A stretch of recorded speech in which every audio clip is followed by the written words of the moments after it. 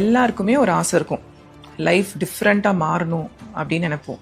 ஆனால் அந்த சேஞ்சஸ் கொண்டு வரத்துக்கு ரொம்ப கஷ்டப்படுவோம். ஏன்டா லைஃப் இப்படி இருக்குது, ஏன்டா இப்படி இருக்குன்னு ரொம்ப வெறுத்தும் போயிடுவோம். இந்த மாதிரி ஒரு சைக்கிளில் நீங்கள் ஸ்டக் ஆயிருக்கீங்கன்னா இந்த கதையை கேளுங்க. ஒருத்தர் வந்து ஒரு ஆஃபீஸில் ரொம்ப சின்சியராக இருப்பார். ஸோ டெய்லியும் வந்து லஞ்ச் கொண்டு வருவார். எல்லாரும் வந்து ஒரு காமன் பிளேஸில் லஞ்ச் சாப்பிடும்போது பாக்ஸ் ஓப்பன் பண்ணுவார்.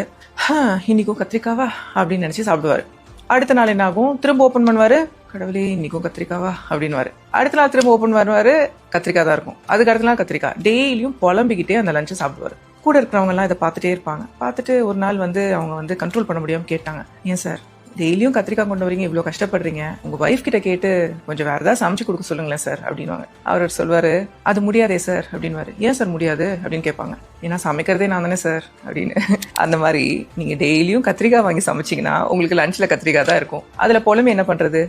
இன்னும் ஒரு நாள் வந்து பொட்டேட்டோ, ஒரு நாள் கேரட்னு சமைச்சிங்கன்னா வேற வேற டிஃப்ரெண்ட்டாக கிடைக்கும். அந்த மாதிரி தான் நம்ம ரிசல்ட்ஸ் மாறணும் அப்படின்னா நம்ம செய்கிற விஷயம் கண்டிப்பாக நம்ம மாறணும். இதையே தான் பண்ணிட்டு இருப்போம், ஆனால் ரிசல்ட் மட்டும் மாறணும், லைஃப் மாறணும்னு நினைச்சீங்கன்னா அது ரொம்ப கஷ்டம். இதை யோசிச்சு பாருங்க. நீங்க தப்பு என்ன பண்றீங்கன்னு உங்களுக்கு